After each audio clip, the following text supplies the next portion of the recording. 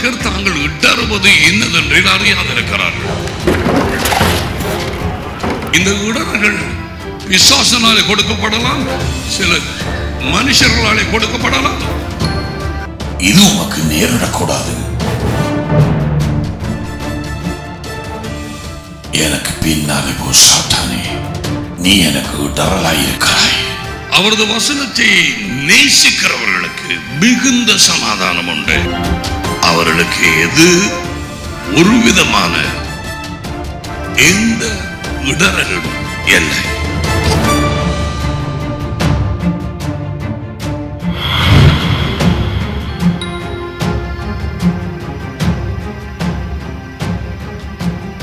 வாழ்க்கையின் இடர்களில் இருந்தே அப்படி தப்பலாம். முதலில் இடரல் என்றால் என்ன? அவரது வசனத்தை நேசிக்கிறவர்களுக்கு மிகுந்த சமாதானம் உண்டு. அவர்களுக்கு எது ஒரு விதமான எந்த இடரலும் இல்லை.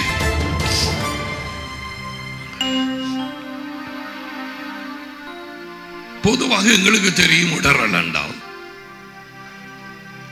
ஒரு காரியம் தெரியாமல் கண்களுக்கு அல்லது ஆவிக்குரிய பிரகாரமாக இருளடைந்திருந்தால் துன்மார்க்கர் தாங்கள் இடறுவது என்னதென்று அறியாதிருக்கிறார்கள். அதை நான் உங்களுக்கு சொல்லி இருக்கிறேன்.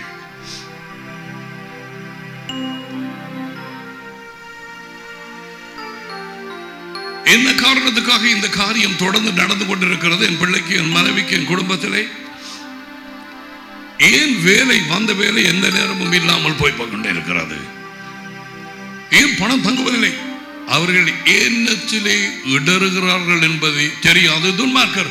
ஆனால் தேவன் தம்முடைய வார்த்தை மூலமாக தம்முடைய ஜனத்திற்கு காரியங்கள் வெளிப்படுத்தி இருக்கிறார். சில சமயத்திலே சும்மா பண்ணாங்க. சில வீடுகளுக்கு போயிருக்கிறோம், கீழுக்கு படி இருந்தவங்களுக்கு தெரியாது. அப்ப நாங்க சும்மா வச்ச உடனே காலை நாங்க இடரை விழுகிறோம்.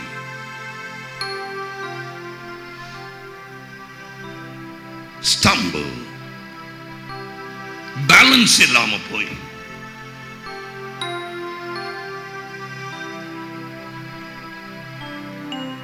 ஆவிக்குரிய பிரகாரமாக இது எந்த நேரத்திலும் நடக்கலாம், எந்த நாளிலும். இந்த இடர்கள் பிசாசனாலே கொடுக்கப்படலாம், சில மனுஷர்களாலே கொடுக்கப்படலாம். இயேசுவுக்கு பேதுரு ஒரு வகையில் இடராக இருந்தான். அதை வேணுமெனா நீங்கள் வாசித்து பார்க்கலாம். மத்தேயு 16:21. அது முதல் இயேசு தாம் எருசலேமுக்கு போய் மூப்பராலும் பிரதான ஆசாரியராலும் வேதபாரகராலும் பல பாடுகளை பற்றி கொலை உண்டு 3ஆம் நாளிலே எழுந்திருக்க வேண்டும் என்பதை தம்முடைய சீஷர்களுக்கு சொல்ல தொடங்கினார். தேவனுடைய ராஜ்யத்தை பிரதிநிதித்துக் கொண்டு வந்த இயேசு இப்பொழுது சடுதியாக எத்தனை மாதங்கள் முடிந்ததுக்கு பிறகு சொன்னாரோ எனக்கு தெரியாது. ஆனால் ஆரம்பத்திலே சொல்லவில்லை. அவர் எருசலேமுக்கு போய் அங்கே பாடுகள் பட வேணும், அதன் பின் அவர் கொலை உண்ணப்பட்டு மறித்து 3ஆம் நாளிலே அவர் எழுந்திருப்பார் என்பதை எல்லாம் குறித்து பேச தொடங்கினார். இவர்களோ ராஜ்யம் எப்பொழுது நிலைநாட்டப்படும் என்று ஆவலாக பார்த்து கொண்டிருந்தார்கள். அப்பொழுது பேதுரு அவரை தனியே அழைத்து கொண்டு போய், ஆண்டவரே, இது உமக்கு நேரிடக்கூடாது, இது உமக்கு சம்பவிப்பதில்லை என்று அவரை கடிந்து கொள்ள தொடங்கினார். தனியே அழைத்து கொண்டு போனார். பிசாசினாலே அனுப்பப்பட்டு சில சந்திக்க வருகிறவர்கள் உங்களை தனியாக சந்திக்க வருகிறார்கள். பிசாசு அவர்களுக்கு கூட தனியாக உன்னோடு பேசும்படிக்கு வருகிறான். உன்னை பக்க வழியாய் திருப்ப, உன்னை குழப்புவதற்காக தனியாக அவரை அழைத்து கொண்டு போய், ஆனால் தேவாவியானவர் சகலத்தையும் காண்கிறார். அவருடைய கண்களுக்கு மறைந்தது ஒன்றுமே இல்லை. அதை எல்லாத்தையும் அவதானித்து மத்தேயு தேவாவியானவரால் ஏவப்பட்டு இந்த வேத எழுத்துக்களை எழுதும் பொழுது அதை எழுதி அங்கே போடப்பட்டிருக்கிறது. பேதுரு சும்மா பேசுறான் என்று சொல்லவில்லை. அவரை தனியாக அழைத்து கொண்டு போய் ஒரு பக்கமாக அவரை கடிந்து கொள்ள தொடங்கினார். இயேசு என்ன பதில் கொடுத்தார்? அவரோ திரும்பி பேதுருவை பார்த்து, எனக்கு பின்னாலே போ சாத்தானே, நீ எனக்கு இடரலாயிருக்கிறாய். Watch that word. எனக்கு இடரலாக இருக்கிறாய். நம்மோடு ஊழியம் செய்கிறவர், நமக்கு அருகிலே இருக்கிறவர்கள் முழுவதும் தேவனுக்கு என்று தங்களை விற்று போட்டு மிக கவனமாக இல்லாது போனால் எந்த நேரத்திலும் பிசாசு அவர்களை வாயை உபயோகித்து இடர்களை ஏற்படுத்தலாம். வீட்டிலே தாய் தகப்பன் மூலமாய், நண்பர்கள் மூலமாய், இங்க இருக்கிறவர் மூலமாய் இடரலை கொண்டு வரலாம். பீட்டர் ஆண்டவர் இயேசுவுக்கு கொண்டு வந்த மாதிரி இது உனக்கு சம்பவிக்க கூடாது, இது நடக்க கூடாது, நாங்கள் அதுக்கு அனுமதிக்க இயலாது. ஏன் போற இந்த நேரத்தில் எருசலேமுக்கு? There you go. நீ எனக்கு இடரலாய் இருக்கிறாய், சாத்தானே எனக்கு பின்னால். தேவன் பேதுருவை சாத்தான் என்று சொல்லவில்லை. அவனுக்கு கூடாக அந்த பேசிய, அவன் வாயை எடுத்து பேசிய சாத்தானை கட்டிந்து கொள்கிறான். Get behind me. எனக்கு முன்னால போகாது, பின்னால. தொடர்ந்து என்ன சொன்னா, நீ எனக்கு இடரலாய் இருக்கிறாய். தேவனுக்கு ஏற்றவைகளை சிந்தியாமல் மனுஷருக்கு ஏற்றவைகளை சிந்திக்கிறாய். அதுதான் பிசாசுடைய போதனை. இன்று வரை இயேசு வரும் வரைக்கும் மனுஷனுக்குரிய காரியங்களை மையமாக வச்சு தேவனுக்குரிய காரியங்களை இரண்டாவது மூன்றாவதாக போடுவதுதான் பிசாசினுடைய போதனை. வஞ்சிக்கப்பட்ட மெய்ப்பர்கள், போதகர்கள், சபைகள், விசுவாசிகள் எத்தனை. எங்களோட வாழ்க்கையை நாங்க பார்க்கத்தானே பண்ணுறது. அப்படியா? இயேசு என்ன சொன்னார்? இந்த வாழ்க்கையை விரும்புகிறவன் அதை இழந்து போவான்.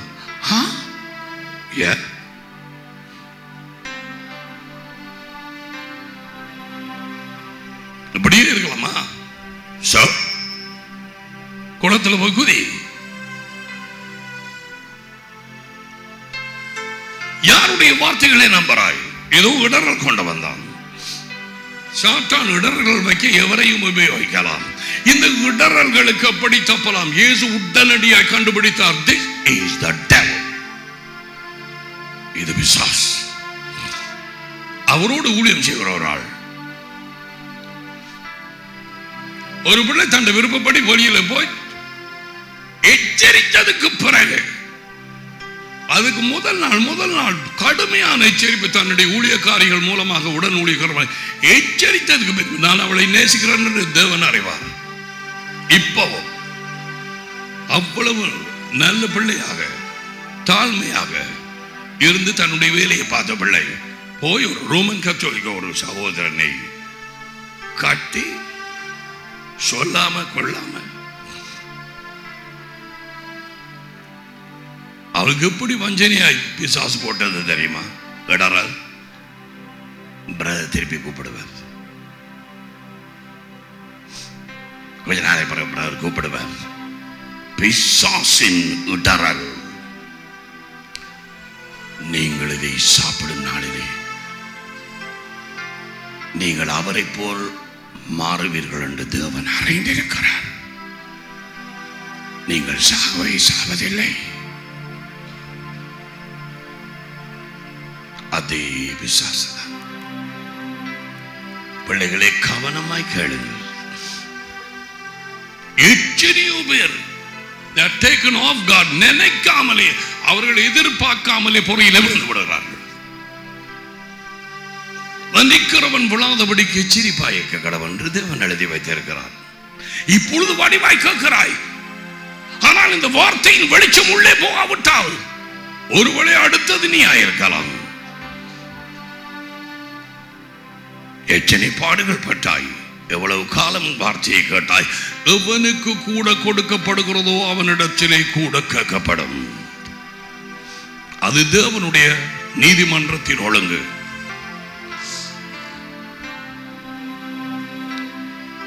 பிசாசுடைய போதனை மனுஷனுடைய காரியங்களை மையமாக வைக்கிறது, தேவனுடைய காரியங்களை அல்ல. முதலிடம் கொடுப்பது மனுஷனுக்கு, தேவனுக்கு அல்ல. அதுதான் அவனுடைய போதனை. இயேசு வந்து என்ன சொன்னார்? தேவனுடைய ராஜ்யத்தை முதலில் தேடுங்கள், அவருடைய நீதியை முதலில். Seek ye first the kingdom of God and his righteousness, and all these things shall be added. இவை யாவும் உங்களுக்கு கூட கொடுக்கப்படும். இந்த வார்த்தை நான் சொல்லும் வார்த்தை, நீ தேவ வார்த்தையாய் ஒப்பு கொடுத்து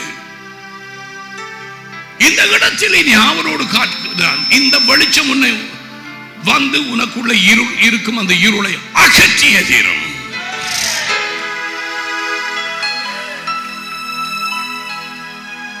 இருளாக இருக்கும் அறையிலே வெளிச்சத்தை போட்டால் நாங்க சொல்றதில்லை இருள் போன்று வெளியால. No, it has to go. போகத்தான் வேண்டும். அவருடைய வசனமே வெளிச்சமாக இருக்கிறது. சோ இந்த இடரல்களை எப்படியாக நாங்கள் நீக்கலாம்? பல வகையிலே அந்த இடரல்கள் வரும். எப்போ வரும், எந்த நேரத்தில் வரும் நமக்கு தெரியாது. இந்த இடரல்கள் வந்துதான் பலர் விழுந்து போனார்கள். பல வருஷங்களாக இன்றைக்கு மட்டும் இந்த இடத்தில் இருந்து அவர்கள் சொல்ல முடியாது, எனக்கு வார்த்தை சரியாக இல்லை. அவர்கள் சொல்லலாம் இங்க அற்புதமோ அது இது ஒன்றுமே கிடையாது. அன்பில்லைன்னு சொல்ல முடியாது. ஏழை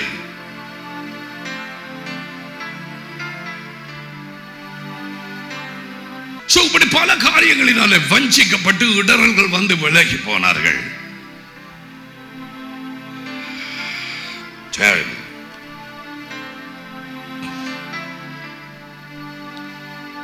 ஏற்கனவே நான் முன்பு கூறியபடி நமக்குள்ளே எவ்விதமான இடரை கொண்டு வரக்கூடிய அந்தரங்கமான பாவமோ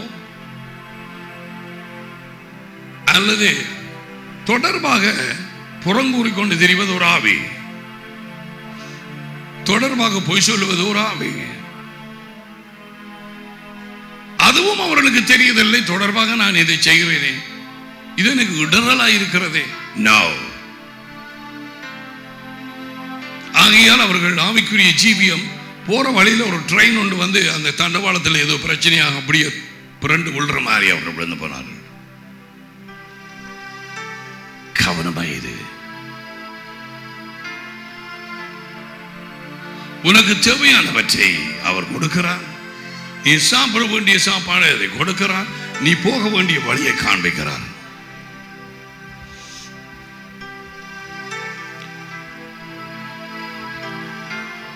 அநேக காலமாக மறைவாக பதுங்கி ஒளிந்திருக்கும் பாம்புகள் கற்பத்தில் உருவாகின நாள் முதல் அதுக்கு பிறகு நான் அடிக்கடி சொல்லி இருக்கிறேன். பல போதர்கள் அதை நம்புவதில்லை. போதர்கள் பிசாசு இருக்கனே நம்புறதில்லை. இவை பதுங்கி இருக்கும், ஆனால் இவை வெளியே வராது. இவைகள் ஆர்ப்பாட்டம் பண்ணாது, அலக்களிக்காது, கீழே விழாது. நார்மலான ஆக்கள், சாதாரண ஆக்கள். தேவன் வெளிச்சத்தை அங்கே கொடுத்து வெளியே காண்பிக்கும் வரை அது போகாது. போற நேரமும் தன்னை இன்னார் என்று அறியாத அது போகும். எத்தனை பேருக்கு நடந்திருக்கிறது. நான் இந்த ஆண்டவரை வழி நடத்தினேன் ஊழியத்தின் பாதையிலே. உங்களுக்கு சொல்லியிருக்கிறேன், அந்த காருக்குள்ளே இருந்து 2-3 பேர் பிடிச்சு வச்சிருந்தவர்கள் அக்கரப்பத்தில். நான் வெளியில எடுக்கும்படிக்கும் சொல்லவில்லை, உண்மையா சொல்ல போனால் பயத்திலே. வெளியில வந்தாண்டா பிச்சு கிச்சு அறிஞ்சிருந்தான். சிறு பாம்பு சொல்ற மாதிரி ஒரு கட்டளை தான் கொடுத்தேன். அவர் ஆண்டு பார்த்து உண்டார்கள். அதன் பிறகு நடந்தது உங்களுக்கு தெரியுமா? விடுதலை அடைந்து இங்கே வந்தான். ஒரு கட்டளை, அந்த விடுதலை கொடுத்த கட்டளைக்கு பிரதிபலிப்பு ஒரு காரணமும் அங்கே இருக்கவில்லை.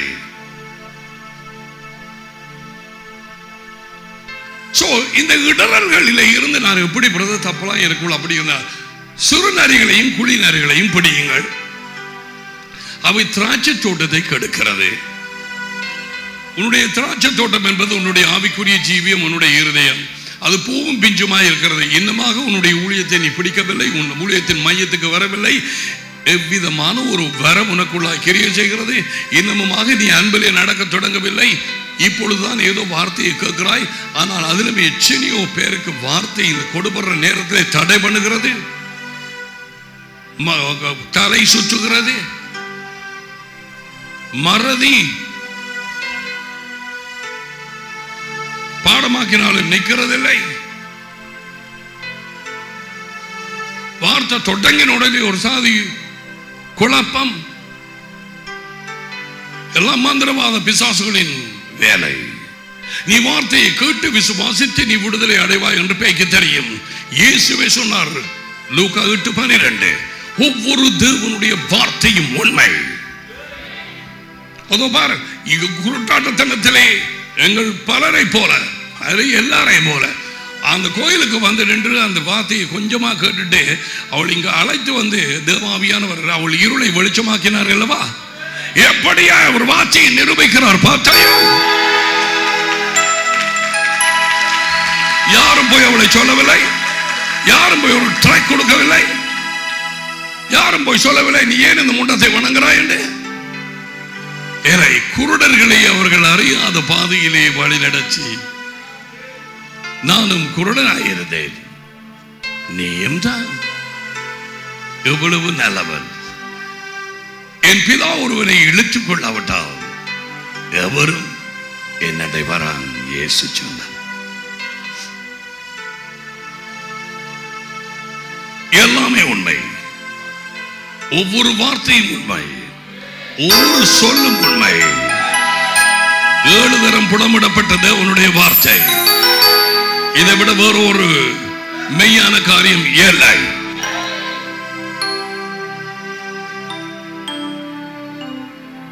You can be 100% sure God the Father, God the Son and the Holy Spirit, they're all watching us. They're just watching us over. இந்த நேரத்தில் பிதா ஆகிய தேவன், வார்த்தையாகிய தேவன், ஆவியானவராகிய தேவன் கண்கள் உன்னையே உங்களை எங்களை பார்த்தபடி இருக்கிற இந்த நேரத்திலே கரங்களை உயர்த்தி அவருக்கு நன்றி சொல்லுவோம். Oh, we thank you. Blessed be your precious name, Lord. We thank you.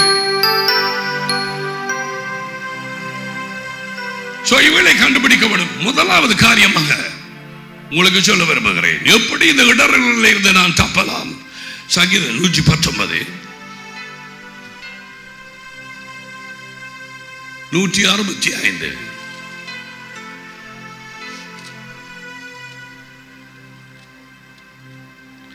உம்முடைய வேதத்தை அல்லது பிரமாணங்களை அல்லது சாட்சிகளை உம்முடைய வார்த்தையை நேசிக்கிறவர்களுக்கு மிகுந்த சமாதானம் உண்டு, அவர்களுக்கு இடரல்கள் இல்லை.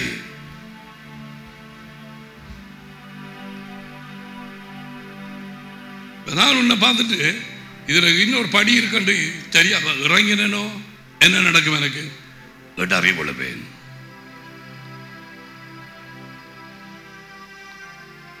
அவருடைய வசனத்தை நேசிக்கிறவர்களுக்கு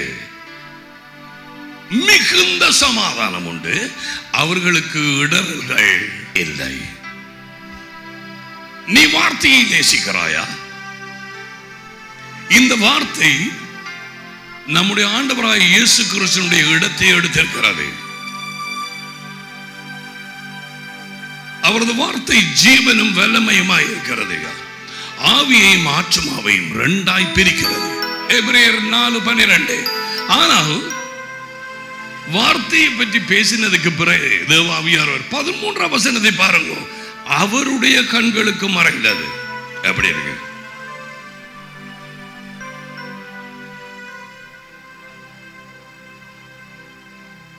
மறைந்தது ஒன்றுமே இல்லை. அவரும் வார்த்தையும் ஒன்று, வார்த்தையும் அவரும் ஒன்று, அதிலே வார்த்தை இருந்தார். அப்படித்தான் கத்தோலிக்க வேதாமத்தில் இருக்கிறது. அவர் தேவனோடு இருந்தார், அவர் தேவனாய் இருந்தார். வார்த்தையாகிய தேவன் மாம்சமானார், மனுஷனானார்.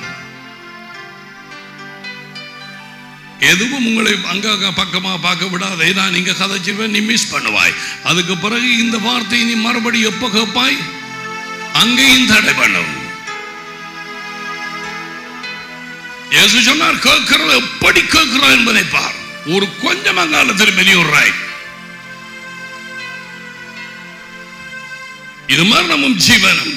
அடுத்தபடியா ரோமர் 10ஆம் அதிகாரத்தில் 6 தொடக்கம் வாசிக்கும் நேரத்தில் கிறிஸ்துவை பாதாளங்களில் இருந்து எழுத்தி கொண்டு வரது யார்? அவரை வானத்தில் இருந்து கீழே இறங்க பண்ண கொண்டு வருவது யார் என்று உன் இருதயத்திலே சொல்லாதே.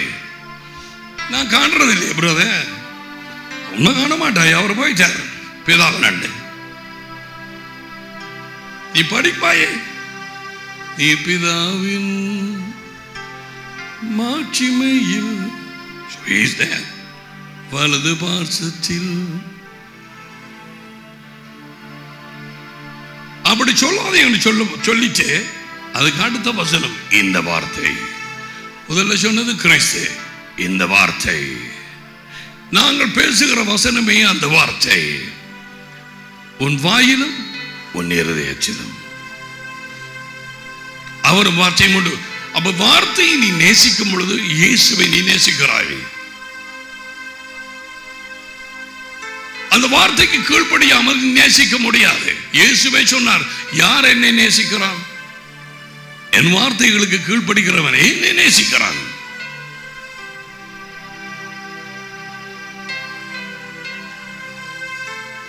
He who keeps my commandments, it is he who loves me. இந்த வார்த்தைக்கு கீழ்ப்படுகிறவன் என்னை நேசிக்கிறான். அப்ப நீ வார்த்தையை நேசிக்கிறாய் என்று சொன்னால் நீ கீழ்ப்படுகிறாயா? Do you obey? Very important. வஞ்சிக்கப்படாதே. சும்மா சொல்லாதே, நான் இயேசுவை நேசிக்கிறேன், வார்த்தையை நேசிக்கிறேன். No. அவரது வார்த்தையை நேசிக்காமல் அவரை நேசிக்க முடியாது. அவர் வார்த்தைக்குள்ள ஒளிந்திருக்கிறார், அவரும் வார்த்தையும் ஒன்று. அதான் எத்தனையோ பேர் வேத புத்தகம் இல்லாம தாய்மார்கள், சகோதரிகள், சகோதரர்கள்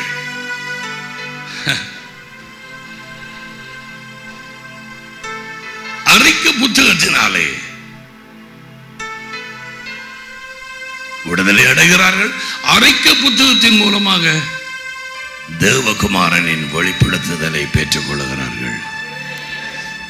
தேவன் எதையும் உபயோகிப்பார். ஒரு திருமணத்தின் பிரகாரம் நான் உங்களுக்கு சொல்லியிருந்தேன், ஒருவர் வந்து இந்த மகன் கல்யாணம் இங்கதான் நடக்க வேணும் அல்லது அவருடைய சவம் இங்கேதான் விழும், ஒரு ஊழியத்துக்கு பெரிய கேடு வரும். நான் சொல்ல நடக்காத காரியம். அவர் எழுப்பி போயாச்சு. போன கிழமை சந்தித்தேன், ஆளே மாறிச்சு. மாதங்கள் கடந்தது. எனக்கு கண்ணுக்கு முன்னால அவர் சொன்னதெல்லாம் படமாய் வந்தது. இது இன்னும் ஒரு ஆள் என் கால்களில் விழ அவர் எச்சரித்தார். நானும் ஒரு மனுஷன் உங்களை போல இந்த அரைக்க புத்திரன் தாம்புறதை வாசிச்சேன், இருதயம் தோடுபட்டது. என் நோய் கூட அதனாலே மாறியது. அவருடைய மகன் இங்கே ரட்சிப்படைந்தார்.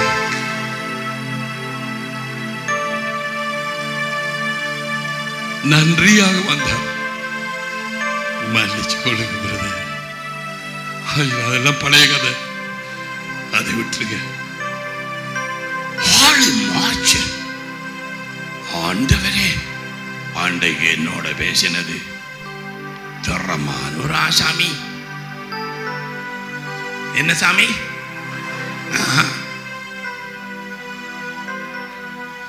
எல்லா சாமியும் எல்லா சாமியும் தேவன் உன்னுடைய என்னுடைய கால்களுக்கு கீழே பாம்புகளையும் கால்களையும் மிதிக்கவும் சத்துருவின் சகல வல்லமையின் மேலும் நான் உங்களுக்கு அதிகாரம் கொடுத்து ஒன்றும் உங்களை சேதப்படுத்த முடியாது. ஒன்று முடியாது. No.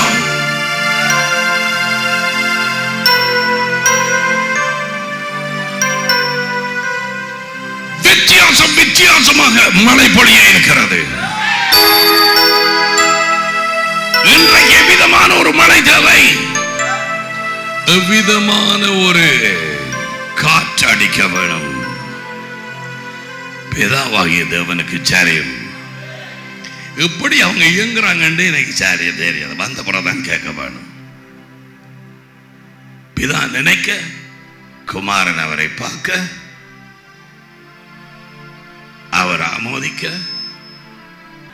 ராட்சியத்தின் வல்லமை பாயும் வயராக இருக்கிற தேவாவியானவரை பார்க்க அங்கு சுவிட்ச் போடப்படும்.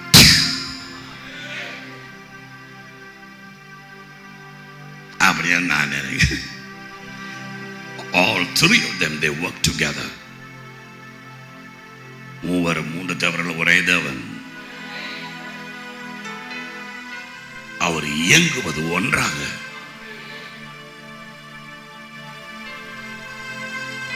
Oh Lord. So உனக்கு இடர்களில் இருந்து தப்ப வேண்டுமானால் வார்த்தையை நேசிக்க வேண்டும். வார்த்தையிலே அன்பு வைக்காதவர்களுக்கு ஒரு நேரம் வரும் தேவன் கொடிய வஞ்சகத்தை அனுப்புவார்.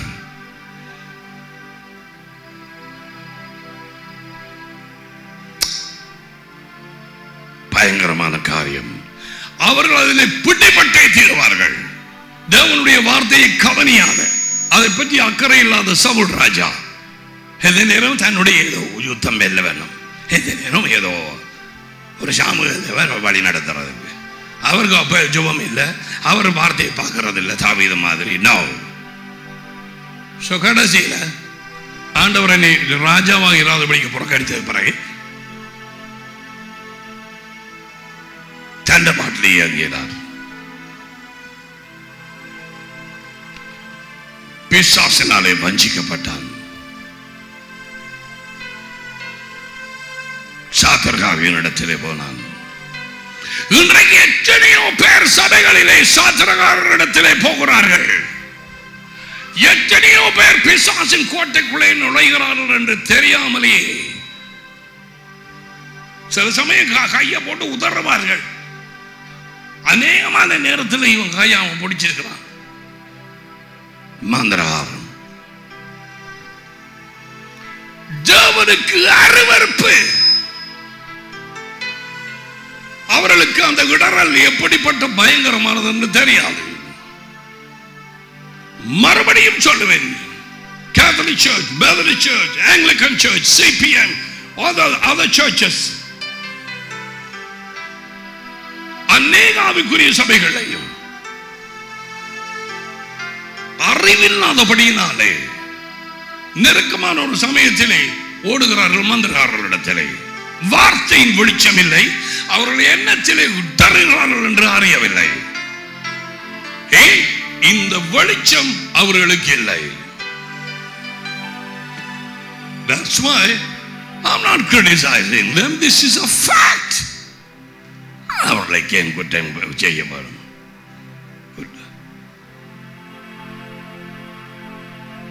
எல்லாரையும் கூப்பிட்டு பல காரியங்களை சொல்லிக் கொடுக்குது பேய்.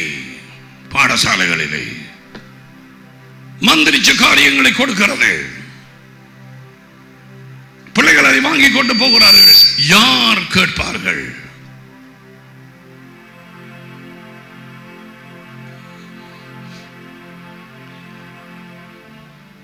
நீ வார்த்தைக்கு கீழ்ப்படிய வேணும், வார்த்தையை தியானிக்க வேணும், வார்த்தையை நீ அறிக்கை பண்ண வேணும், வார்த்தைக்கு கீழ்ப்படிய வேணும். அதனை பார்த்தால் என் முழு இறுதியத்தோடு உம்மை தேடுகிறேன், உம் கற்பனைகளை விட்டு என்னை வாழி தப்ப விடாதையும். நீ முடதைகள் இறக்கிய போடுறதுக்கு மேலே அதை சொல்லிடலாம். கேப்பாரா? 100% தூதர்கள் இன்னும் கூண்டி கேட்கும். ஆண்டவர வசனம் பேசப்படுது என்னண்டு படாங்க பாப்பம் இருக்கா? நீ இடற மாட்டாய். நீதிமொழிகள் 3:13 ஞானத்தை கண்டடைகிற மனுஷனும் புத்தியை சம்பாதிக்கிற மனுஷனும் பாக்கியவான். தேவனுடைய வார்த்தை தேவனுடைய ஞானம். இயேசு கிறிஸ்துவே நமக்கு ஞானமும் நீதியும். அவரது வார்த்தை ஞானம். கட்டாயம் நமக்கு ஞானம் தேவை. பேச்சிலே, செய்கையிலே, வாழ்க்கையிலே, ஒவ்வொரு நேரத்திலும் 21 என் மகனே என் மகளே ஞானத்தை அதாவது தேவனுடைய வார்த்தைகள் உன் கண்களை விட்டு பிரியாதிருப்பதாக மெய் ஞானத்தையும் நல்ல ஆலோசனையும் காத்துக்கொள் அவைகள் உன் ஆத்மாவுக்கு ஜீவனும் உன் கழுத்துக்கு அலங்காரமுமாய் இருக்கும் அப்பொழுது நீ பயமின்றி உன் வழியிலே நடப்பாய் உன் கால் இடராது அதை பார்த்தாயா உன் கால் இடராது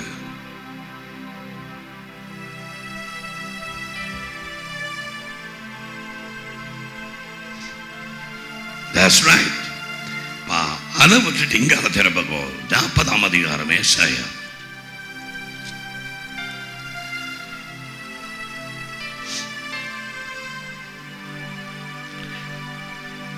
பூமியின் கடையாந்தரங்களை சிருஷ்டித்த யாவையாகிய அநாதி தேவன் சோர்ந்து போவதும் இல்லை இளைப்படவதும் இல்லை இது நீ அறியாயோ இதை கேட்டதில்லையோ அவருடைய புத்தி ஆராய்ந்தறிய முடியாதது 28ஆம் வசனம் 29 சோர்ந்து போகிறவனுக்கு அவர் பலன் கொடுத்து சத்துவம் இல்லாதவனுக்கு சத்துவத்தை பெருக பண்ணுகிறார் இளைஞர்கள் இளைப்படந்து சோர்ந்து போவார்கள் வாலிபர்களும் இடறி விழுவார்கள் அந்த சொல்லை பாத்தியா எத்தனை வாலிபர்கள் இடறினார்கள் விழுந்து கொண்டிருக்கிறார்கள் இது தேவனுடைய வார்த்தை வாலிபர்களும் இடறி விழுவார்கள் வாலிப பிள்ளையே கேள் இடறி விழுந்து அதுக்கு பிறகு கொஞ்சம் புத்தி தெளிந்து வந்த உடனே அங்க இருந்துட்டு குளர்றது பிரதர் நானும் வரலாமா பாத்தீங்களா இளைஞர்கள் இளைப்படைந்து சோர்ந்து போவார்கள் ஏன் வார்த்தையின் வெளிச்சமும் சாப்பாடும் காணாது வாலிபர்களும் இடறி விழுவார்கள் கர்த்தருக்கு காத்திருக்கிறவர்களோ புதுப்பலன் அடைந்து கழுகுகளைப் போல செட்டைகளை அடித்து எழும்புவார்கள் அவர்கள் ஓடினாலும் இளைப்படையார்கள் நடந்தாலும் சோர்ந்து போவார்கள் அவர் வார்த்தையிலேயே தங்கி இருக்கிறவர்கள்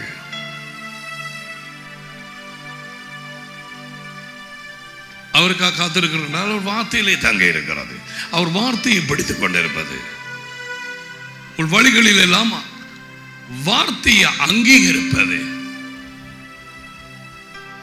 அவர் என்ன சொல்கிறார் என் மூளை அல்ல என் நினைவு அல்ல அவரை சொல்லிட்டா உன் நினைவு என் நினைவு அல்ல உன் வழி என் வழிகளும் அல்ல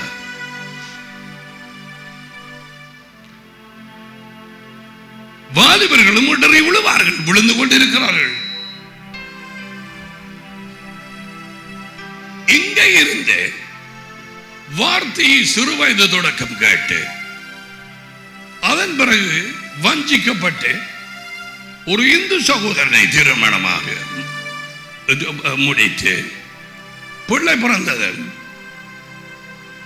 நேற்று கணக்குகள் வச்சு காவனா கோயிலுக்கு கொண்டு போறாரு மோட்டை அடிக்கிறார்கள் தேவன் பொறுப்பாரா எவ்வளவாக இவர்கள் தேவனை கோபப்படுத்தலாம் நினைக்கிறார்கள் பயங்கரமான காரியம் பழைய ஏற்பாட்டிலே மரண தண்டனை உடனடியாக மரண தண்டனை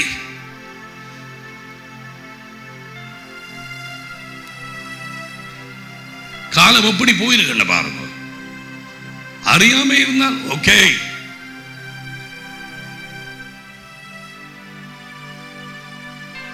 கேட்கிறாய் எவ்விதமாக இந்த வார்த்தைக்கு பயப்பட்டு நீ கீழ்ப்படிய போகிறாய் மனம் திரும்பு இடர்கள் வராமல் இருக்க உனக்கு ஆண்டவர் பேசுகிறார் அவர் வார்த்தையை நேசித்து அதை பிடித்துக்கொள் இதோ இப்பொழுது சொல்லுகிறார் அதை ஞானமாக அதை எடுத்து அதை உன் கழுத்திலே கட்டின மாதிரி அதுக்கு அலங்காரமாக இருக்கும் அந்த வசனத்துக்கு கீழ்ப்படிந்து நட வசனம் படுத்துக் கொள்ளும் பொழுது நீ பயப்படாது இருப்பாய் உன் கால் இடராது கால் என்று சொல்லியிருக்கேன் உன் வாழ்க்கையிலே நீ போகும் பொழுது நாளாந்தும் உன் வாழ்க்கையிலே நீ ஜீவிக்கும் பொழுது இடரல் வராமல் நீ உன்னை காத்துக் கொள்வாய். தாயை கேள். எத்தனையோ தாய்மார் பிள்ளைகளுக்கு இடரல் ஏற்படுத்தினார்கள். தேவையில்லாத ஒரு திருமணத்தில் கொண்டே கொழுவி விட்டு அந்த பிள்ளைகள் ஆத்மாவும் போய் நீயும் ஆண்டவருடைய இதுக்குள்ளாக வந்து நியாய தீர்ப்புக்குள்ளாக.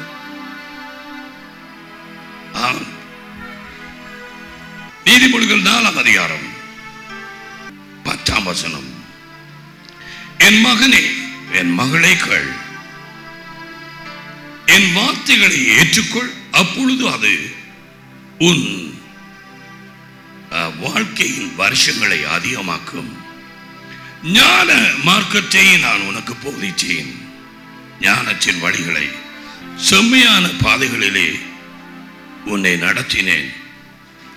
நீ அவைகளில் நடக்கும் பொழுது உன் நடைகளுக்கு இடுக்கண் உண்டாவதில்லை. அவைகளில் வார்த்தையின் வெளிச்சத்திலே நீ அவைகளில் ஓடினாலும் இடறமாட்டாய்.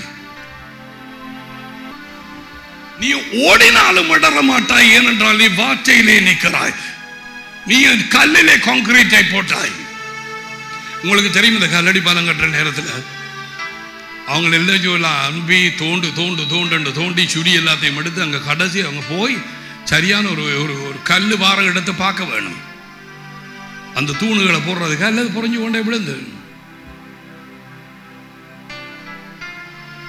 உன் வாழ்க்கையின் வேர்கள் இதுக்குள்ளே போகும் நேரத்திலே அது மாதிரி தான் அது இருக்கும். கான்கிரீட் கல்லிலே கற்பாறையிலே கட்டப்பட்ட வீடு. பிள்ளைக்காக தாய் கணக்கு உபயோகிக்கிறதும் இல்லை, தாய்க்காக பிள்ளை கணக்கு உபயோகிக்கிறதும் இல்லை. யாரையும் சாக்கு போக்கு சொல்லாதே. உன் வாழ்க்கை குறித்து நீ நான் கணக்கு உபயோகிப்பாய், என் வாழ்க்கை குறித்து நான் உபயோகிப்பேன். ஏதோ சீக்கிரம் வருகிறது. அவனுக்குரிய பலன் நன்மையோ தீமையோ வருகிறது. அவரை நேராக அவர் கண்களும் உன் கண்களும் பார்க்க நாள் வருகிறது. எத்தனையோ இடத்தில் சொல்லப்பட்டாச்சு, அவனுக்குரிய பலன் என்னோட வருகிறது, நன்மையோ தீமையோ.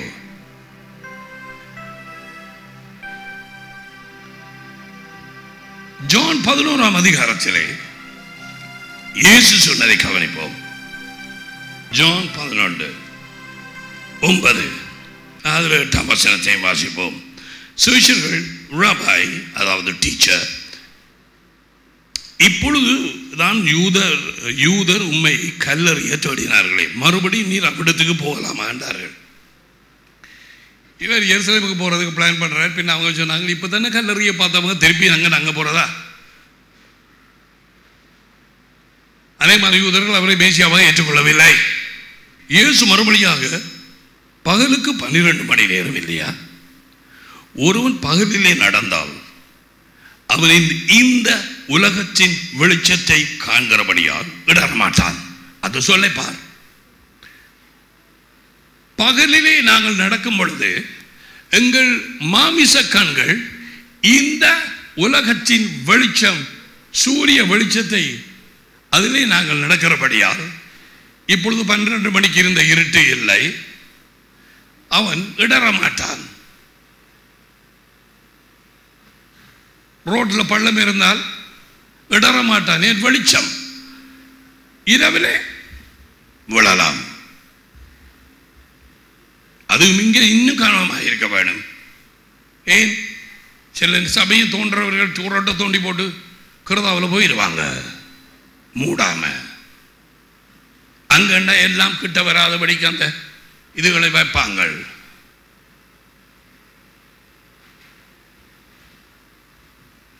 அதுக்கு பிறகு இயேசு சொல்வதை பார். இது உலக வெளிச்சம்.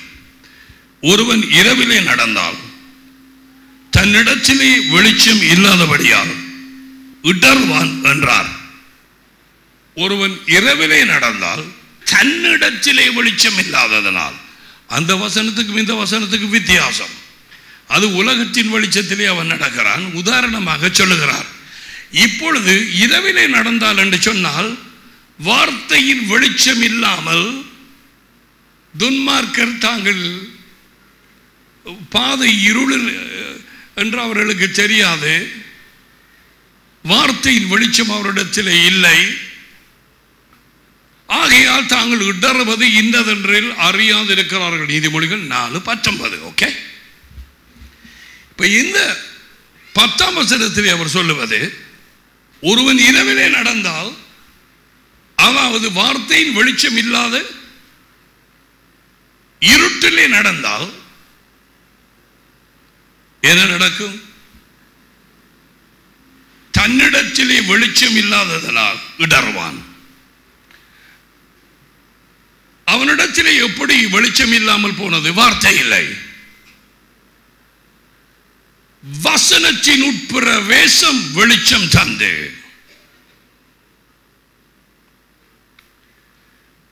Um, 119, 130 இல்லையா?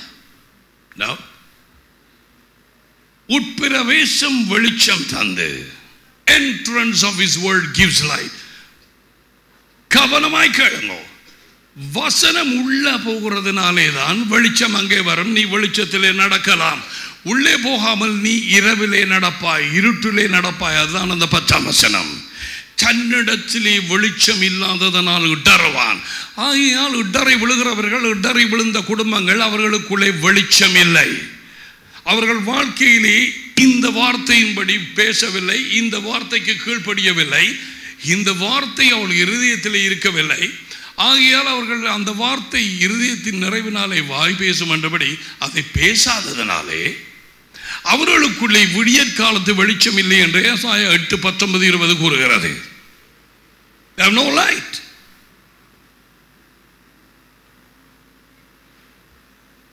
கடற்கரை ஓரமாக இருந்த ஜனங்கள் கலிலேயா கடலோரமாக, அது இஸ்ரேல் ஜனம், இஸ்ரேல் அந்த தேசத்திலே இப்பதான் எல்லாம் சுத்தியும் அதுக்குள்ளதான் உடைய வேத புத்தகம் எல்லாமே எங்கட அங்கதான் ஒரு பெரிய வெளிச்சத்தை கண்டார்கள். இருளிலே உட்கார்ந்திருந்தவர்கள். 4ஆம் அதிகாரம் மத்தேயு. ஏசாயா இப்ப சொன்னான் 9ஆம் அதிகாரத்திலே பெரிய வெளிச்சத்தை கண்டார்கள். இது உலக வெளிச்சம் அல்ல, இது ஆண்டவராகிய இயேசு கிறிஸ்துவினுடைய வார்த்தையாகிய தேவனுடைய வெளிச்சம்.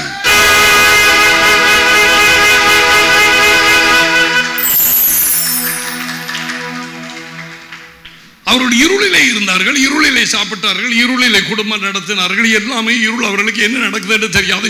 இன்றைக்கு எத்தனை பேர் 98-9% இலங்கையிலே உலகம் இருளுக்குள்ளே இருக்கிறார்கள். உலகம் அனைத்தும் பிசாசினால் உண்டாயிருக்கிறார். அவன் வல்லமைக்குள்ளாய் கிடக்கிறது. 5:19 அவனால வஞ்சிக்கப்பட்டு கிடக்கிறது. இருள். நமக்கு வெளிச்சம் தேவை. அந்த பதுங்கி இருக்கிற பாம்பு போகாது. அந்த வெளிச்சம் பெருக பெருக பெருக நீ அதை குடிக்க, நீ அதில் குடிக்க வேணும், குளிக்க வேணும், கழுவ வேணும்.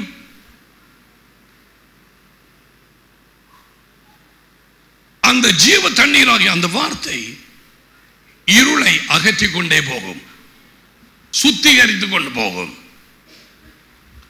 நாளாந்தம் நாங்கள் தண்ணீரால் கழுவுற மாதிரி சுத்திகரிக்கும்.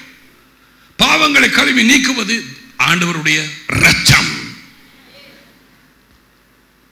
Our bodies washed with pure water.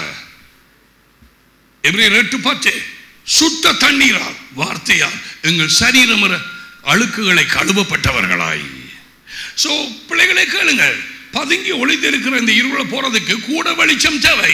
இப்ப இந்த ஹால் இருக்குது, பல இடங்களில் லைட் பத்தது. சரி, இப்போ இந்த எனக்கு ஃபோக்கஸுக்கு போட்ட இதுகளை ஆஃப் பண்ணு சொன்னாலே இருளாக இருக்கும். சரியாக அங்கே பார்க்க முடியாது. வெளிச்சம் பெருகி கொண்டு போக வேண்டும் என்று நீதிமானுடைய பாதையிலே தேவன் சொல்லி இருக்கிறார். நீதிமொழிகள் 4:18 ஏன் கேட்க மாட்டோம் என்கிறோம். வெளிச்சம் பெருக பெருக வேணும்டா. இங்கே சரி, அந்த பக்கத்தில் கொஞ்சம் இருளாக கிடக்குது, அங்கால அந்த சுவரோட இங்கே இருக்கிற வெளிச்சம் இல்லை. அப்படி என்றால் அங்கே இருக்கிற ஒரு 10 பல்ப் போட்டால் அங்கால சரியா வரும் இல்லையா? நான் உங்களுக்கு விளங்கும்படியா பேசுகிறேன். சில பாகங்கள்ல அங்க வெளிச்சம் கூட தேவையா இருக்குது. எங்கட வாழ்க்கையில ஆவியாத்மா சரீர சிலை, அது 13ஆம் அதிகாரத்தில் இருக்குது. லூக்கா சில இடங்களில் இருளாய் இருக்கலாம், அங்கே அது பதுங்கி இருக்கும், இடரல் உண்டாக்கும்.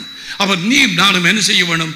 வார்த்தையை நேசித்து, வார்த்தையை படித்து, வார்த்தையால் கழுவி, வார்த்தையை பாடமாக்கி, வார்த்தையிலே நிலைத்திருந்து, வார்த்தையை ஜெபத்திலே அவருக்கு எடுத்து சொல்லி, வார்த்தையை மையமாக வைத்து முதலிடம் கொடுக்க வேணும். அந்த நேரத்தில் வெளிச்சம் பெருக பெருக குள்ள நரி, குழி நரி எல்லாம், சிறு நரிகள் எல்லாம் நமக்கு தெரியாமலேயே வெளியே போக ஆரம்பிக்கும். முந்தி உங்களுக்கு அந்த பழக்கம் எல்லாம் இருந்ததல்ல, இப்ப அது என்ன மாதிரி? அது எப்பயோ போயிட்டு பிரதர். வார்த்தையால போகும், ஜபத்தால போகும். சிலர்களுக்கு ஜபம் பண்ணி அதிகாரம் செலுத்த வேண்டியதா இருக்கிறது.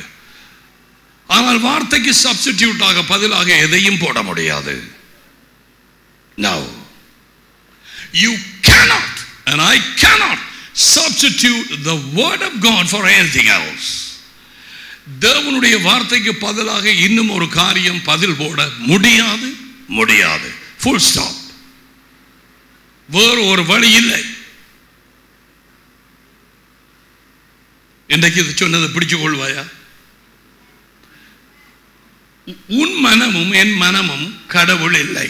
முந்தி கடவுளாய் இருந்தது. எபேசியர் 2 படி நினைத்தபடி செய்தோம், நினைத்தபடி போனோம், மனம் போன போக்கிலே கால் போனது, போகலாமா? போகுது. உனக்கு ஞாபகம் வந்துட்டு பாத்தியா? வேத எழுத்துக்கள் ஞாபகம் ஆண்டு பாருங்க. மனம் போன போக்கிலே என்று சொன்ன சிரிக்கணும் பலன். அடே இப்ப இதுதான் அதிகாரி, இதுதான் முதலிடம். வார்த்தைக்கு முதலிடம் கொடுக்கும் பொழுது நீ தேவனுக்கு, இயேசுவுக்கு முதலிடம் கொடுக்கிறாய்.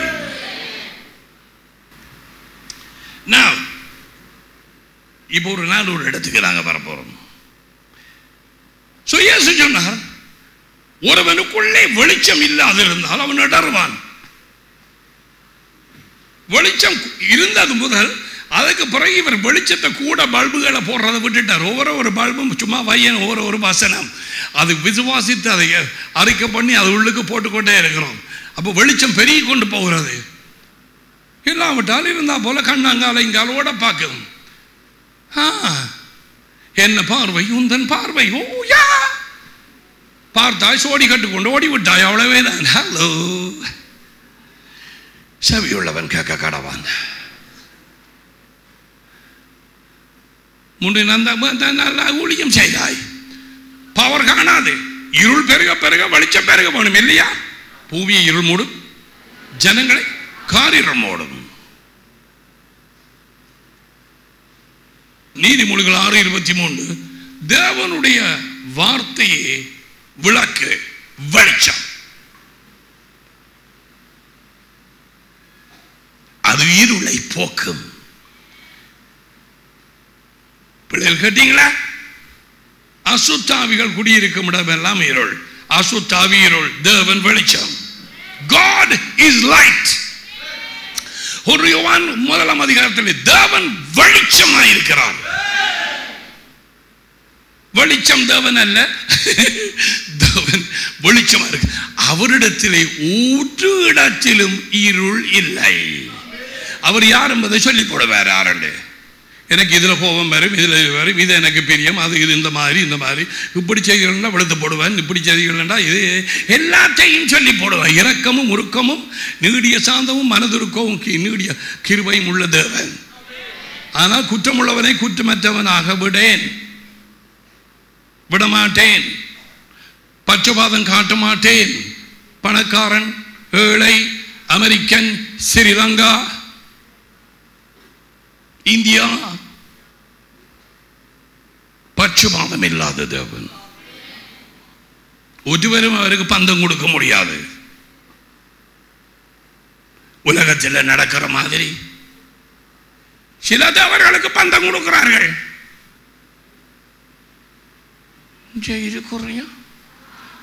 கொடுக்கிறார்களா இல்லையா? இவ்வளவு தருவேன், நீ இதை செய்யணும்.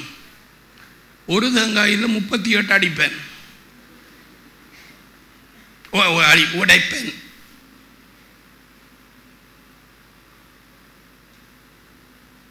எங்கட தேவனுக்கு இதுகள் ஒன்றும் கிட்ட போகாத.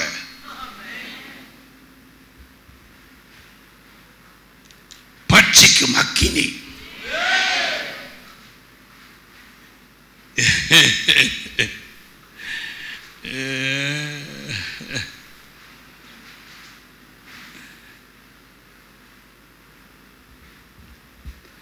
அசுத்தாவிகளுக்கு உணர்ச்சிகள் உண்டு, அசுத்தாவிகளுக்கு சித்தம் உண்டு, அசுத்தாவிகளுக்கு நினைவுகள் உண்டு. அவர்களுக்கு சரீரம் இல்லை, அது எங்கேயாவது பூர்றதுக்கு இருக்குது. பூந்துட்டு உன்னுடைய உணர்ச்சி கூடாக வேலை செய்கிறது. எனக்கு நீ கோபம் வந்த, நான் ஏன் இப்படி கத்தினான், எனக்கு சும்மா இவரோட கோபம் வருதே, இவரோட கேட்கிறது ஒருவர் இங்கே இருந்து வந்து போக. இவைகளெல்லாம் இருள், இடரலை ஏற்படுத்தக்கூடிய இருள்கள். அதிகமான நேரத்தில் சபைகளில் சொல்லிக் கொடுக்காதனாலே அது வளர்ந்து குட்டியாக இருந்த நரி கொஞ்சம் ஓடி அதுக்கு பிறகு வளர்ந்து வளர்ந்து வளர்ந்து வளர்ந்து குட்டி போட ஆரம்பிச்சிடும். எப்படி படல குட்டி போடுறது? அது போய் வழியில் இருந்து அகலை கூட்டி கொண்டு வரும். ஒரு பேய் இப்படி சொன்னதே, அடே ஆயிலும் போட்டு சவிக்காதரா, பாவண்டா, குட்டிகள் எல்லாம் பாவண்டா.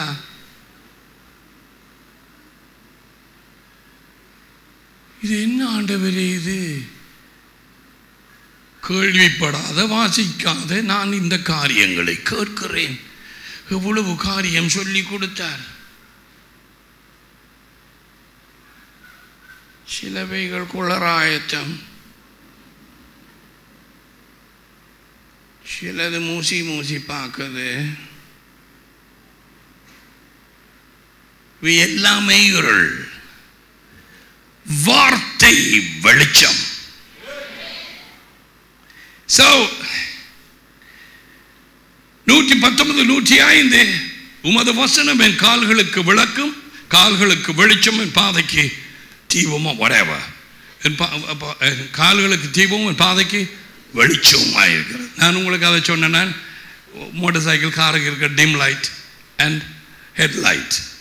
டிம் லைட் வந்து கீழுக்கு முன்னுக்கு இருக்கிறத பார்க்கறதுக்கு, ஹெட்லைட் தேவை தூரத்தில் யானை நிற்கிறாண்டு.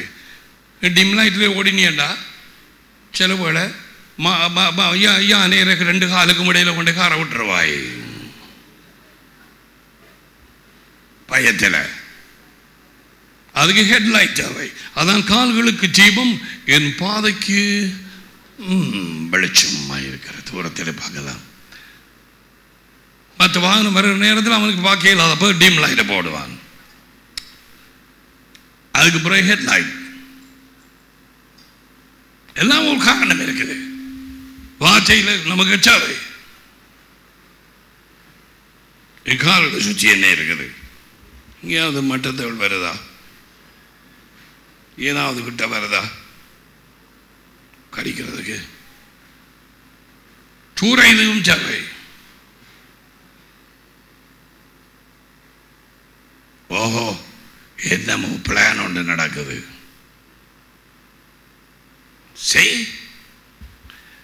வெளிச்சம் 119 130 அவருடைய வசனத்தின் உட்புற வேஷம் வெளிச்சம் தந்து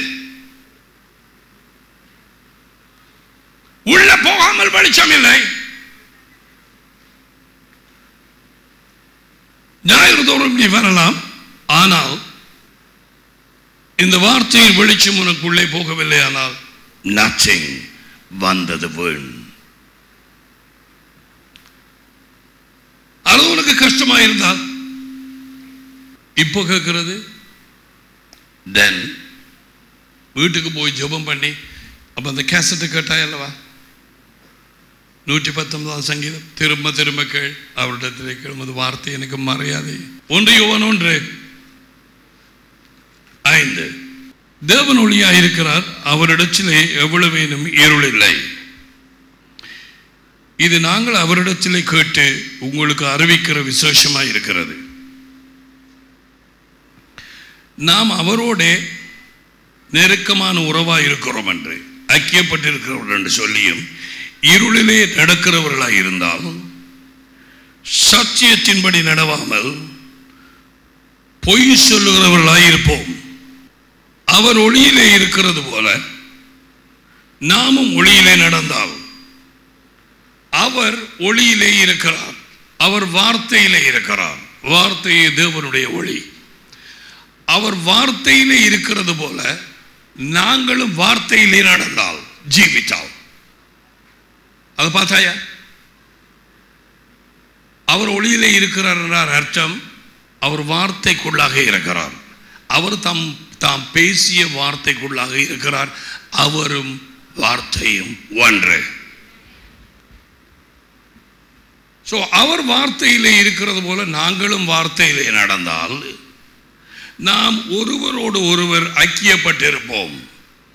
எங்களுக்கும் தேவனுக்கும், உனக்கும் தேவனுக்கும் நெருங்கிய உறவு இருந்து கொண்டிருக்கும். நெருங்கிய உறவு.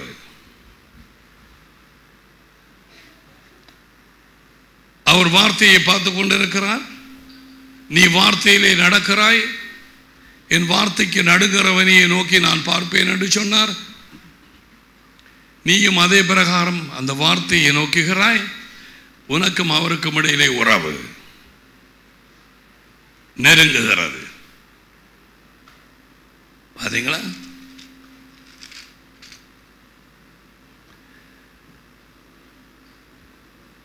அவருடைய குமாரனாகிய இயேசு கிறிஸ்துவின் இரத்தம் சகல பாவங்களை நீக்கி நம்மை சுத்திகரிக்கும். தேவனோடு உறவு தேவையானால் நம் வார்த்தையிலே நடக்க வேணும். இந்த வார்த்தையின் வெளிச்சத்திலே நடக்கவில்லையானால் அவருக்கும் நமக்கும் இடையிலே உறவு இல்லை. அதான் இந்த வசனம் கூறுகிறது. வஞ்சிக்கப்பட வேண்டாம். ஆராதனை முடிஞ்ச உடனே வரியில வந்து நின்று போதகர் கைக்குள்ளால கொழுக்கட்டை வரும் என்று நினைக்காது.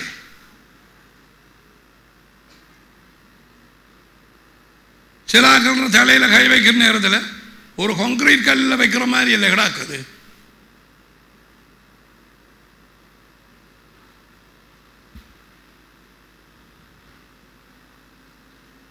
ஆர் தம்மோடு நெருங்கி உறவாக இருக்கிறார்கள் அவருக்கு தெரியும். வலது கைக்கும் இடது கைக்கும் வித்தியாசம் தெரியாத ஜனங்கள் வந்தால் நீ வெளிச்சத்தில் நடக்க வேண்டும். இந்த இடர்கள் இல்லாமல் போவதற்கு அவரும் வெளிச்சத்திலே இருக்கிறார், வார்த்தையிலே இருக்கிறார். 2 பேதுரு 1 அதிகாரம். அப்படி இருக்கும் பொழுது உனக்கு இடர்கள் இல்லை, வழியிலே இடரை விழமாட்டாய்.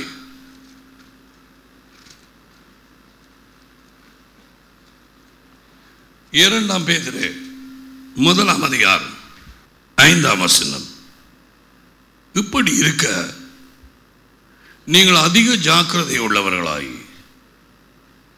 உங்கள் விசுவாசத்தோட தைரியத்தையும் தைரியத்தோட ஞானத்தையும்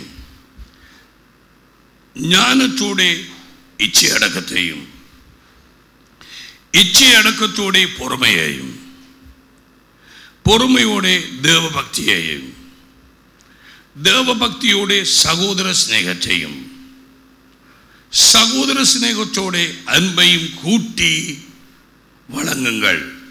கூட்டி உங்கள் ஜீவியத்தை ஜீவியுங்கள். எல்லாம் சும்மா போட்டு வைக்கல. இங்க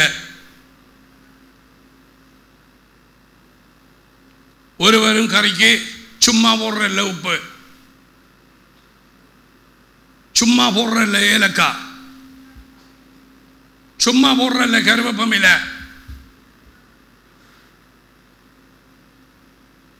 சும்மா போடுறல்ல புளி.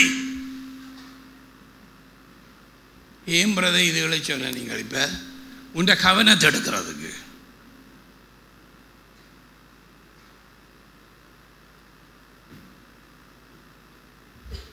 எல்லாத்தையும் கூட்டி வழங்கும்படிக்கு அதில் சொல்லி இருக்கிறதாங்க. அதில் சொல்ல போறார் ஏனென்று சொல்ல போறார். கொஞ்சம் பேருக்கு இதிலேயே வெளிச்சம் வருமோ எனக்கு தெரியாது, வரலாம். ரைட். இவைகள் உங்களுக்கு உண்டாயிருந்து பெருகினால், இப்பொழுது வாய்ச்சதுகள் என்ன? விசுவாசம், தைரியம், ஞானம், நாங்கள் பார்த்தோம் அல்லவா, இச்சை அடக்கம், பொறுமை, தேவ பக்தி, சகோதர ஸ்நேகம், சகோதர ஸ்நேகம், அன்பு, இவைகள் உங்களுக்கு உண்டாயிருந்து பெருகினால் உங்களை நம்முடைய கர்த்தராகிய இயேசு கிறிஸ்துவை அறிகிற அறிவிலே, வார்த்தையை படித்து கொண்டு வெளிச்சத்தில் போகும் நேரத்திலே வீணரும் கனியற்றவனுமாய் இருக்க விடாது. நீ கனி இல்லாமல் இருக்க மாட்டாய். சபைக்கு சும்மா வந்து போக மாட்டாய். நீ என்னை பார்த்தாய், நான் உன்னை பார்த்தேன் என்று போக மாட்டாய். கனி இல்லாமல் நீ இருக்க மாட்டாய். கனி இல்லாமல் இருக்கும் காரணம் இதுதான். பொறுமை இல்லை, தைரியம் இல்லை, ஞானம் இல்லை. கறியை காய்ச்சி போட்டு, இறைச்சியை அவிச்சு போட்டு, கொஞ்ச காத்தூளை பார்த்து போட்டுட்டு அவிச்சு போட்டு தாரன், சாப்பிட்டு பார். அதுக்கப்புறம் ஒன்றும் போடல. விருப்பமா இருக்குமா? அங்க கணக்கு காரியம் போட வேண்டி இருக்குது. முதல்லையே தாளிக்க துவங்கிடுவா, 4 வீட்டுக்கு மணக்கிறதுக்கு. இப்ப சொன்னதெல்லாம் எங்கள் வாழ்க்கையிலே தேவை. உன்னை கனியற்றவளாய் இருக்க விடாது. வந்ததுக்கு என்ன கனி கொடுக்கிறாய்? ஏதாவது கனி கொடுத்தாயா? ஒரு பிஞ்சாகுதல் வந்ததா? அட கொஞ்சம் பிஞ்சு கடை பிடிச்சிருக்குது, புறவாக பிஞ்சையும் காண இல்லை.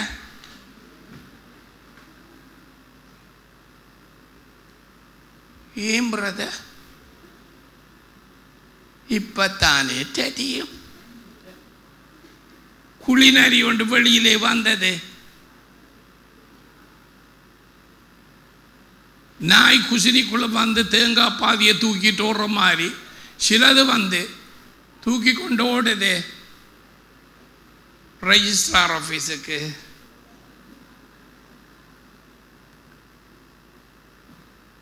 தேங்காய் பாதி யார், நாய் யார் பிரதர்? ஆண்டவர்கிட்ட கேள். சிலர் பல்லெல்லாம் காட்டுறது ஆராதனை முடிஞ்சதுக்கு போறதானே. இப்ப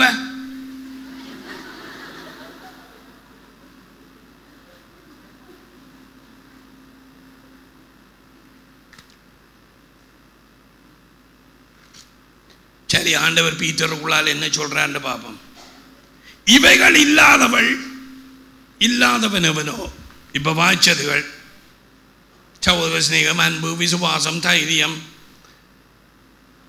தேவ பக்தி இல்லாதவன் எவனோ அவன் முன் செய்த பாவங்களற தான் சுத்திகரிக்கப்பட்டதை மறந்து தன்னுடைய ரட்சிப்பின் அனுபவத்தை மறந்தான். தான் ரட்சிக்கப்பட்ட அந்த காலங்களை எவ்விதமாக இருளிலே இருந்து தேவன் ஒளியின் இடத்துக்கு அழைத்தார் என்பதை மறந்தான். அது மறந்து போயிட்டது. சாட்சி இல்லை. இப்ப இந்த பிள்ளை வந்து எப்படியாய் அந்த சாட்சியை கொடுத்தது இன்னமும் அழகுது. ஒவ்வொரு தடவையும் அது புதிதாகும். சொல்லும் நேரத்திலே நீ வெளிச்சத்திலே நடந்தால், எப்போ உனக்கு சிலாக்களுக்கு சாட்சியே இல்லை, எப்போ உன் சாட்சி சொல்ற நேரம், எனக்கு ஒரு ஊழியக்காரர் சொன்னார், உன் கண்களிலே கண்ணீர் வற்றி போகிறதோ நீ நீதியின் பாதையிலே நடக்கவில்லை, உன் வெளிச்சம் அதிகமாய் பிரகாசிக்கிறதிலே இருந்து நின்று போனதே, உன் கண்கள் டிம்மாகி கொண்டு போகிறது. நீ மறந்து போனாய். கண் டிம்மாகிறதா பிரதர்? தொடர்ந்து வாசிச்சு பார்ப்போமே. பாவங்களை தான் சுத்திகரிக்கப்பட்டதை மறந்து கண் சொருகி போன குருடியாயிருக்கிறாள். கண் அப்படி பிரதர் சொருகிறது. குழவி வடத்தில் குத்தினா இப்படி போயிடும் வீங்கி சரியா. இப்போ 2 கண்ணிலையும் குத்திட்டு 2 பைப்பா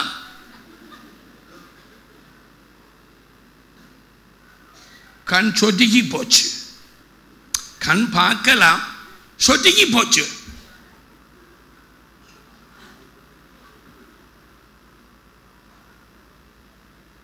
சரியா பார்க்கிறார். கண் சொதுகி போன குருடன். எப்படி? இவைகள் இல்லாதவன் பொறுமை, விசுவாசம், சகோதர சிநேகம், இரக்கம், இச்சையடக்கம், தைரியம், அன்பு இவைகள் கலந்து கொள்ளணும். நீங்கள் கரைக்கு போடுற ஒவ்வொருக்காகவும் கருப்பு மேலையும் அந்த இதுவும் புளியும் உப்பும் போடுற நேரம் பேதுருவேன் என இந்த 1ஆம் அதிகாரத்தை கூட்டி வழங்கு, கூட்டி வடிவாக கறியை கூட்டி இறக்கு. அதுக்கு பிறகு ருசியாக இருக்கும் உன்னுடைய வாழ்க்கை.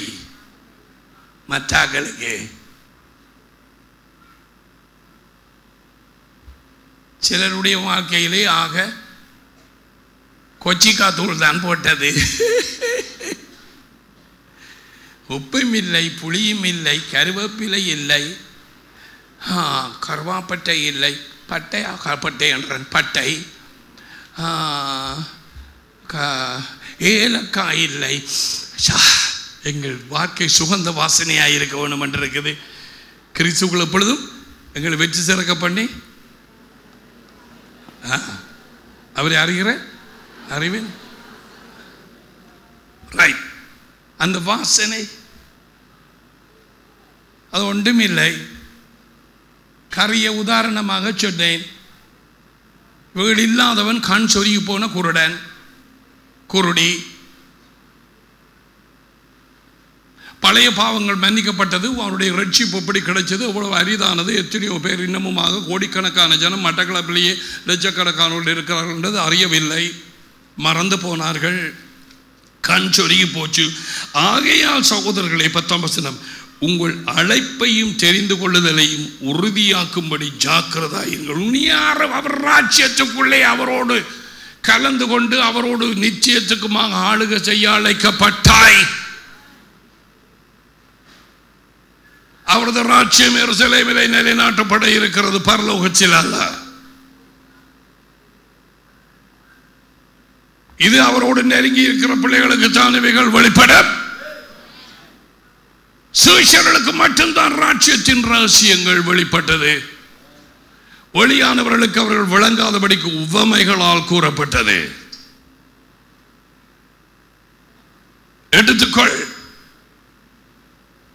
எடுத்துக்கொள் இப்பொழுது சொல்வதை. இவைகளை செய்தால்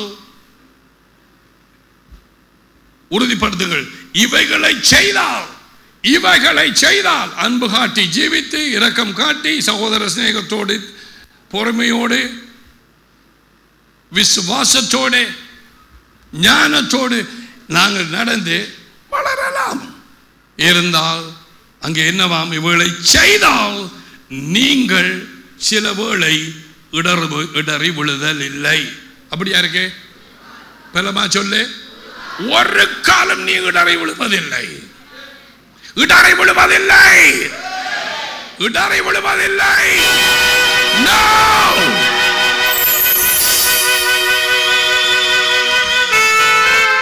இடறி விழாமல் உன்னை காத்துக்கொள்ள வேணும் என்று பீட்டை எச்சரிக்கிறான்.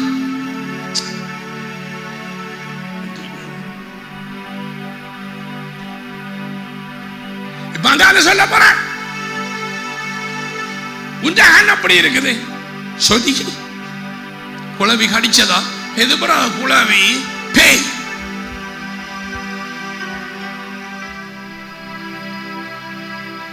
என் கண்ணில கடிச்சது. ஆர பார்த்தனே?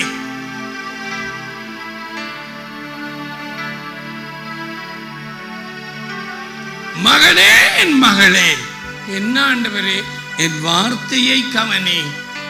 நீ யாரையோ கவனிக்கிறாய்.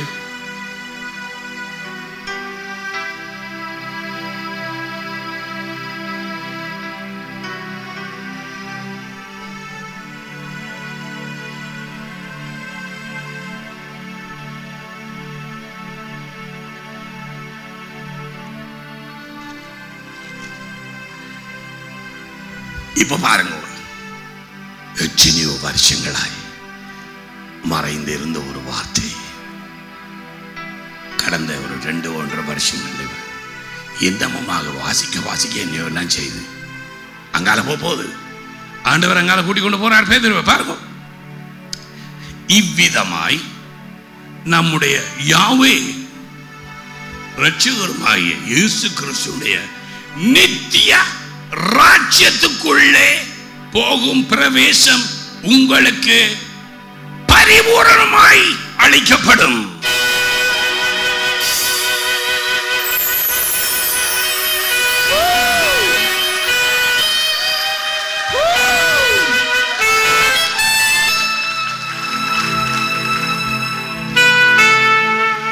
இப்படி செய்தால் இயேசு உங்களை வந்து பரலோகத்துக்கு கூட்டிக் கொண்டு போவார்.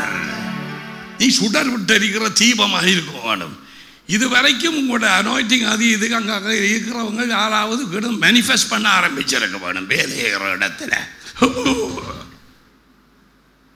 அதுக்கப்புறம் இந்த பாஸை கூப்பிடணும். என்ன நடந்தது? நான் ஒன்றும் நடக்கல, ஒன்றும் செய்ய இல்லை, நான் சும்மா ஆளை பார்த்தேன், நான் அவ்வளவுதான்.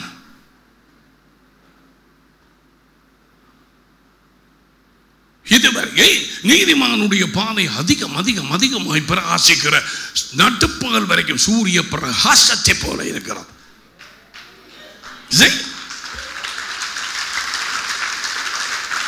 தேவன் உன்னுடைய பக்கம், என்னுடைய பக்கம். அவர் தொடங்கினது, நடத்தினது, பேசினது, முடித்தது கடைசி வரையும் ராஜ்யம். அவரது ராஜ்யம் வந்து இறங்கட்டும் என்றே ஜபிக்கும்படிக்கு சொன்னார். உடராதே, உடறி விழாதே, இவைகளை செய்தால் அங்கால 11ஆம் வசனத்தில் கொண்டு போய் முத்திரை போட்டு விட்டிருக்குது. நம்முடைய கர்த்தரும் இரட்சகருமாய் ஆண்டவராய் இயேசு கிறிஸ்துவினுடைய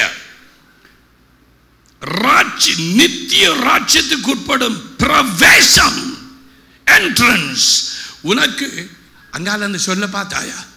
பரிபூரணமாய்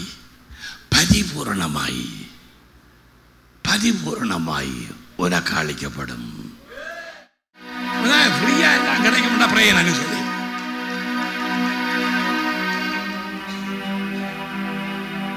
வார்த்தையை நிதானித்து அறிந்து படிக்கிறோம்.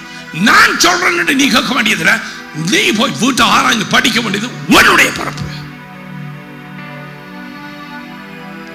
காரியங்கள் இப்படியான்னு சொல்லி படிக்க வேண்டியது உன்னுடைய பரப்பு. வாசிக்க தெரிஞ்சவர்கள் வீட்டுக்கு போய் பார்க்க வரும், நோட்ஸ் எடுத்து கொண்டு போய், அது உங்கள் மேல் விழுந்த பொறுப்பு. See the point? So இவைகளை நீங்கள் செய்தால் இடறி விழுவதில்லை. அது 10வது வசனம். So வார்த்தையிலே நிலைத்திருங்கள், வார்த்தையின் வெளிச்சம் நாளுக்கு நாள் பெருகட்டும். பிள்ளைகளே, அது உங்களை மாற்றும், உங்களுக்கு சாப்பாடாக இருக்கும், உங்களை பாதுகாக்கும். அவர் உங்களோடு பேசுவார். அந்த வார்த்தை கேட்கிற நேரமே அந்த 119 எத்தனை பேர் கண்களை துடைத்து கொண்டிருந்தார்கள். நான் பார்த்தேன், நான் கூட. அந்த வார்த்தைக்குள்ள அவர் இருக்கிறார்.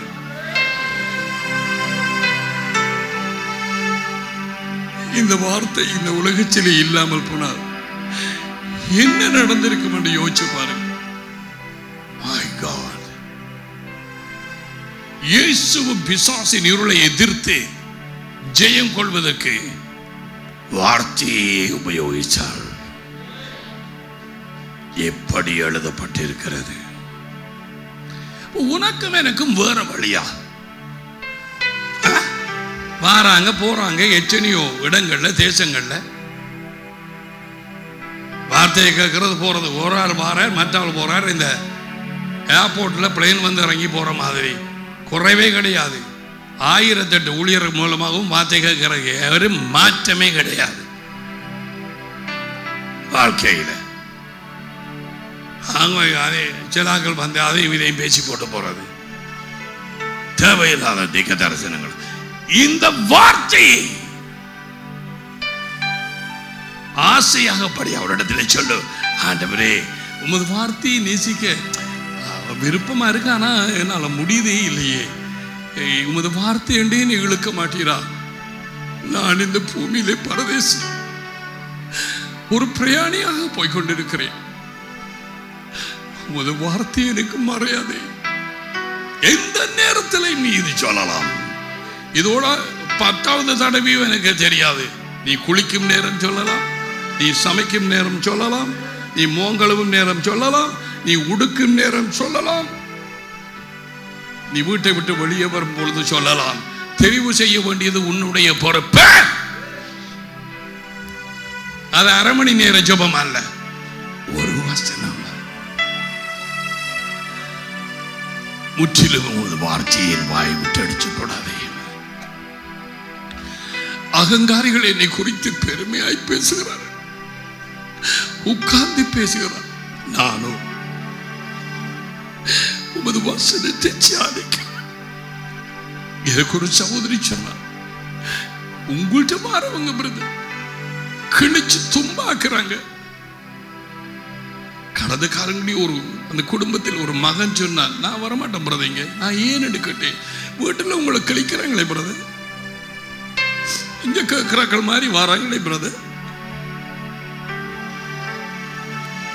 பரவாயில்லை, அந்த வசனம் என்ன சொல்லுகிறது? அவர்களுக்காக ஜெபம் பண்ணுங்கள், மத்தேயு 5ஆம் அதிகாரம். ஆனால் அந்த 119 அவர்கள் உட்கார்ந்து பெருமையாய் பேசுகிறார்கள். நானும் உம்முடைய வார்த்தையை தியானிக்கிறேன். நீ அதை பாடமாக்கி அதை சொல்ல சொல்ல அதே மாதிரி நீ மாறிவிடுவாய். அவர் உன்னை குறித்து பேசுகிறார்கள் என்று கேள்விப்பட்டதும் யாராவது வந்து சொன்னதும் ஆவியானவர் உனக்கு அந்த வசனத்தை ஞாபகப்படுத்துவார். நீ பயப்படாதே, போய் என் வசனத்தை தியானம் பண்ணு. பயப்படாதே, என் வசனத்தை தியானம் பண்ணு. அவர் ஞாபகத்துக்கு கொண்டு வருவார். தேவ வசனத்திலே நிறைவேறு. இடறி விழ மாட்டாய். இடர்கள் வருவது அவசியம்.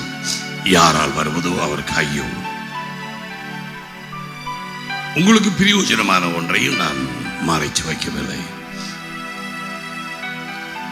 அநேகமாக நாள்தோறும் உங்களோடு நான் அதை கற்றுக் கொடுத்திருக்கிறேன்.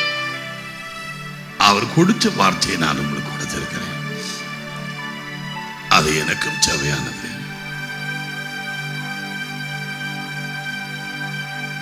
உங்களை கட்டி எழுப்பவும் தேவனுடைய வெளிப்படுத்துதலை உங்களுக்கு கொடுக்கவும் பாதுகாக்கவும் ஏதுவாக இந்த திருவசனத்தை நிலைச்சென்று அவர் வரும் வரை உன் வாழ்க்கையை காற்றுக்கொள். தேவனை அங்கே இங்கே எதுவும் தேடாதே. அவர் இந்த வார்த்தைக்குள்ளாய் ஒளிந்திருக்கிறார். இந்த வசனம் உன்னை சுத்திகரித்து அவரது ராட்சியத்துக்காக உன்னை ஆயத்தப்படுத்தும். இந்த முறை அவர் வந்து போகவே மாட்டார். இஸ்ரேல் ஜனத்துக்காக ஒவ்வொரு நாளிலும் ஜெபம் பண்ணுங்க.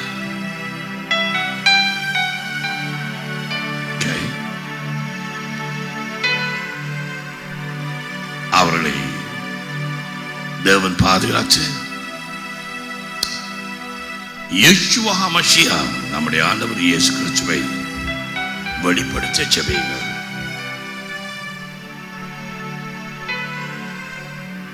உங்களுக்கு தெரியாத மற்ற காரியங்களை